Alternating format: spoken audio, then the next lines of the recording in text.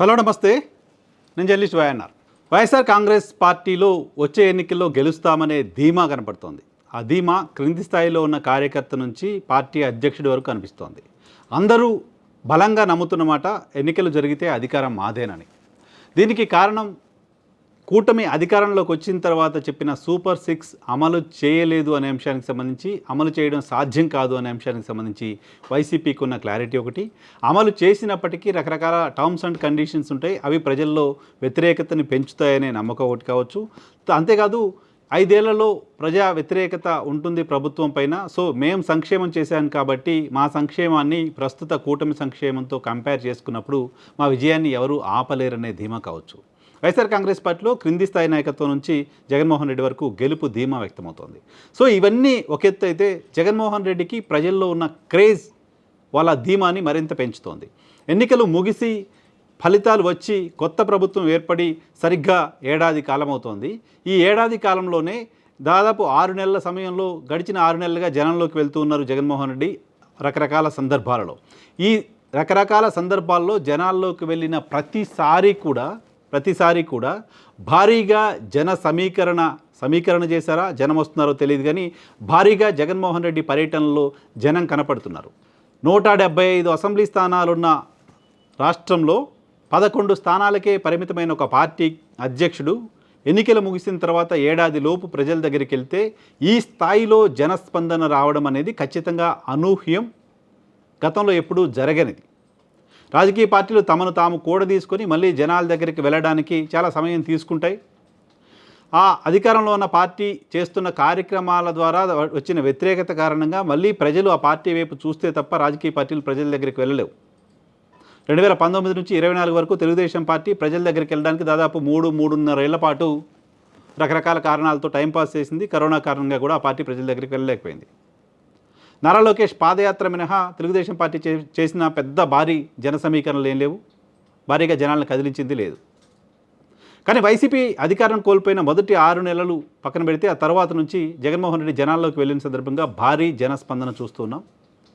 మొన్న తెనాలిలో, ఈరోజు పొదిలి మీటింగ్ చూసిన తర్వాత ఎవరికైనా అర్థమవుతుంది జగన్మోహన్ రెడ్డికి జనాల్లో ఉన్న ఫాలోయింగ్ ఏ పార్టీది అని. ఓ సినిమా యాక్టర్కి ఉన్న ఫాలోయింగ్ కంటే ఓ 10-15 రెట్లు ఎక్కువ ఫాలోయింగ్ జగన్మోహన్ రెడ్డికి ఉన్నట్టు కనపడుతోంది. ఓ పొలిటికల్ పార్టీ లీడర్కి ఆ స్థాయిలో జనాల నుంచి స్పందన రావడం, ఆ స్థాయిలో ఆయన ఫాలో అవుతూ ఉండడం అనేది ఖచ్చితంగా చిన్న విషయం కాదు. జనరల్గా పొలిటికల్ లీడర్స్ వెళ్ళినప్పుడు ఆ ప్రాంతానికి సంబంధించిన రాజకీయ పార్టీకి సంబంధించిన నాయకులు, వాళ్ళ పార్టీ యంత్రాంగం జన సమీకరణ చేస్తూ ఉంటారు, దానికి టార్గెట్స్ ఇస్తూ ఉంటారు. నీ దగ్గర నుంచి 1000, నా దగ్గర నుంచి 1000, అట్లా చుట్టుపక్కల నియోజకవర్గాలకు సంబంధించిన వాళ్ళంతా కొంతమంది ఒక 5,000 మందో 10,000 మందినో జనాలను తరలిస్తూ ఉంటారు. బట్ ఈరోజు పొదిలి మీటింగ్ చూసిన తర్వాత వైఎస్ఆర్ కాంగ్రెస్ పార్టీకి సంబంధించిన నాయకత్వానికి, నేను ఇంతకుముందు చెప్తున్నట్టుగా ప్రతి ఒక్కరికి కూడా ఎంత ధైర్యం అయితే అధికారంలోకి వస్తామనే ఉందో ఆ ధైర్యం 10 రెట్టింపు కావడానికి సంబంధించిన అవకాశం కనపడుతోంది. జగన్మోహన్ రెడ్డి పర్యటన ఆద్యంతం కూడా నేల కనపడకుండా జనం ఆయన వెంట నడిచారు. పొగాకు రైతులను పరామర్శించడం కోసం జగన్మోహన్ రెడ్డి అక్కడికి వెళ్తే ఎన్నికల క్యాంపెయిన్ని తలపించేలా జనాలు అక్కడికి వచ్చారు. ఎన్నికల క్యాంపెయిన్లో జనాలు వస్తుంటారు రాజకీయ పార్టీలకు సంబంధించిన మీటింగ్స్కి.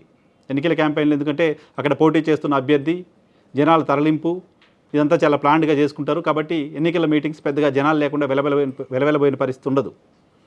పైగా ఆ సమయంలో జన సమీకరణ కోసం పార్టీల అభ్యర్థులు భారీగా డబ్బులు కూడా ఖర్చు చేస్తారు, డబ్బులు ఇచ్చి మరీ జనాలను తరలిస్తూ ఉంటారు. బట్ ఈరోజు పొదిలి కార్యక్రమం చూసిన తర్వాత ఏ ఒక్కరికి కూడా డబ్బులు ఇచ్చి తరలించినట్లు కనపడట్లేదు. బట్ ఇప్పుడు అక్కడ పార్టీకి సంబంధించిన బాధ్యులు ఎవరైనా ఉన్నా వాళ్ళు ఇప్పుడున్న పరిస్థితుల్లో, మొన్న ఎలక్షన్లో డబ్బులు ఖర్చు పెట్టుకుని ఇప్పుడున్న పరిస్థితిలో మళ్ళీ భారీగా డబ్బు ఖర్చు చేసి అంత స్థాయిలో జనాల్ని పోగేయడానికి సాహసం కూడా చేయరు. స్థానిక నాయకత్వం జన సమీకరణ కోసం లక్షలు కోట్లు ఖర్చు పెట్టే పరిస్థితిలో ఇప్పుడు లేదు. పొదిల్లో అలా జరగడానికి సంబంధించిన ఆస్కారం కూడా లేదు. సేమ్ టైం పార్టీ రాష్ట్ర నాయకత్వం వైపు నుంచి మొత్తం రాష్ట్రం నుంచో మొత్తం జిల్లా నుంచో జనాలను అక్కడికి తరలించారంటే అవకాశమే లేదు. జస్ట్ జగన్మోహన్ రెడ్డి అక్కడికి వస్తున్నారు అనే ఒక సమాచారం అంతే. ఆ సమాచారంతో పార్టీ యంత్రాంగంతో సంబంధం లేకుండా, పార్టీ నాయకత్వంతో సంబంధం లేకుండా చాలా పెద్ద ఎత్తున జనాలు జగన్మోహన్ రెడ్డితో నడిచేందుకు, జగన్మోహన్ రెడ్డి చూసేందుకు అక్కడికి వస్తున్నారు. వైసీపీ బలం, వైసీపీ ధీమా ఇదైతే తెలుగుదేశం పార్టీ టెన్షన్ కూడా అదే. నిజానికి 164 స్థానాలతో కూటమి విజయం సాధించిన తర్వాత అసలు వైఎస్ఆర్ కాంగ్రెస్ పార్టీ గురించి పట్టించుకోవాల్సిన అవసరం కూడా లేదు.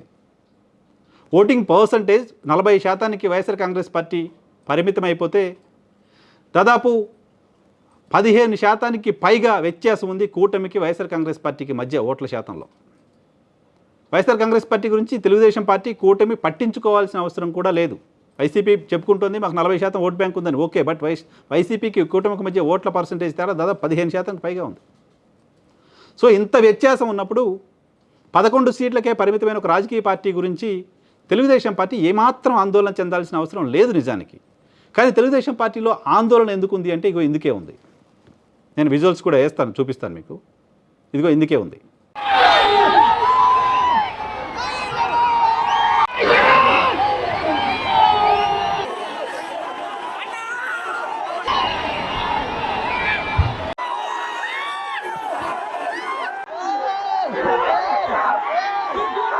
ఈ స్థాయిలో జనాలు జగన్మోహన్ రెడ్డి వెంట నడవడం చూసిన తర్వాత, ఈ స్థాయిలో పబ్లిక్ వైపు నుంచి ఆయనకు సానుకూల వాతావరణం స్పందన చూసిన తర్వాత జగన్మోహన్ రెడ్డి ఇలాగే ఉంటే మన పరిస్థితి ఏంటి అనే ఆందోళన కూటమిలో కనపడుతున్నట్లుగా అర్థమవుతుంది. కూటమికి సంబంధించిన నాయకత్వం చేస్తున్న యాక్టివిటీ చూసినప్పుడు జగన్మోహన్ రెడ్డి అధికారం కోల్పోయిన ఏడాది కాలంగా జగన్మోహన్ రెడ్డి చేసిన తప్పులు ఇవే అంటూ తెలుగుదేశం పార్టీ మీడియా వార్త రాయని రోజు లేదు.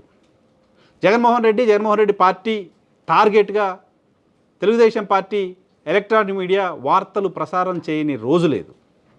తెలుగుదేశం పార్టీ మీడియా అంతా, తెలుగుదేశం పార్టీ అంతా ఓ పక్క ప్రభుత్వానికి సంబంధించిన ఎంక్వైరీ ఏజెన్సీస్ అన్నీ, వైసీపీకి సంబంధించిన నాయకులపైన కేసులు, అరెస్టులు ఇవన్నీ జరుగుతున్న సందర్భంలో కూడా ఇంతగా ఒక స్కేర్ వైసీపీ నాయకత్వం పట్ల మనం క్రియేట్ చేస్తున్నప్పటికీ కూడా కొన్ని గ్రామాల్లో వైసీపీకి సంబంధించిన నాయకులు గ్రామాలు ఖాళీ చేసి వెళ్ళిపోయారు. అనేక మంది వైసీపీకి సంబంధించిన నాయకులపైన కేసులు అవుతున్నాయి. స్టిల్ వాళ్ళు ఎక్కడ కూడా బెదరకుండా, స్కేర్కి లోనవ్వకుండా జగన్మోహన్ రెడ్డి పర్యటనలకు ఎందుకు వస్తున్నారు, ఎందుకు వాళ్ళని ఆపలేకపోతున్నాము, వాళ్ళని ఆపకపోతే ప్రమాదం కదా అనే ఆలోచన సర్కారు వైపు నుంచి, తెలుగుదేశం పార్టీ వైపు నుంచి జరుగుతున్నట్లుగా అర్థమవుతుంది. సో ఎగ్జాజరేషన్ కాకపోవచ్చు కానీ బాహుబలి సినిమాలో డైలాగ్ ఉంటుంది. ప్రభాస్ రాజ్యం వదిలి బయటికి వెళ్ళిన తర్వాత అతను రాజ్యంలో ఉన్న, రాజ్యం బయట ఉన్న రాజే అంటూ డైలాగ్ ఉంటుంది. సో జగన్మోహన్ రెడ్డి అధికారం కోల్పోయి ప్రజల దగ్గరికి వెళ్తున్నప్పుడు కూడా అదే తరహా ఇంప్రెషన్ ఆ విజువల్స్ చూస్తున్నప్పుడు ఫీల్ అవుతున్నారు వైఎస్ఆర్ కాంగ్రెస్ పార్టీకి సంబంధించిన నాయకులు, కార్యకర్తలు. ప్రాణాలతో ఉంటే వీడెక్కడున్నా రాజేరా.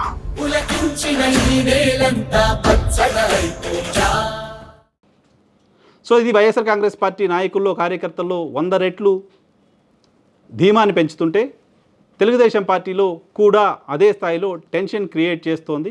ఈ టెన్షన్ క్రియేట్ చేయడంలో భాగంగానే ఆ కార్యక్రమాలలో నిరసనల పేరుతో అటెన్షన్ డైవర్ట్ చేసే ప్రయత్నం చేస్తోందా టీడీపీ అని అనిపిస్తోంది. గతంలో తెలుగుదేశం పార్టీ కార్యక్రమాల్లో వైసీపీ ఇదే తరహాలో నిరసనలు తెలిపేది. బట్ ఇప్పుడు వైసీపీ కార్యక్రమాల్లో కూడా తెలుగుదేశం పార్టీ అదే తరహాలో నిరసన తెలుపుతోంది.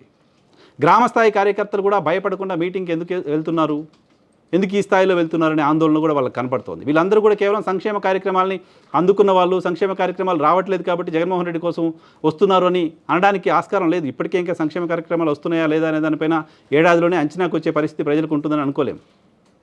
అదంతా కూడా వైఎస్ఆర్ కాంగ్రెస్ పార్టీకి సంబంధించిన cadre, YSR Congress party cadre గురించే పదే జగన్మోహన్ రెడ్డి ఈ మధ్యకాలంలో మాట్లాడుతూ ఉండడం, మేము అధికారంలోకి వస్తే క్యాడర్కే ప్రయారిటీ ఉంటుంది, ఈసారి మిమ్మల్ని బాగా చూసుకుంటాను అని చెప్తున్న మాటల తాలూకా భరోసా కావచ్చు, వైసీపీలో కాన్ఫిడెన్స్ని పెంచుతుంటే తెలుగుదేశం పార్టీలో టెన్షన్ని పెంచుతోంది. సో ఈ టెన్షన్ రాబోయే రోజుల్లో ఇంకా పెరగడానికి సంబంధించి ప్రభుత్వం వైపు నుంచి వైసీపీని ఇంకా ఎక్కువగా టార్గెట్ చేయడానికి సంబంధించి ఉండే అవకాశం కనిపిస్తోంది.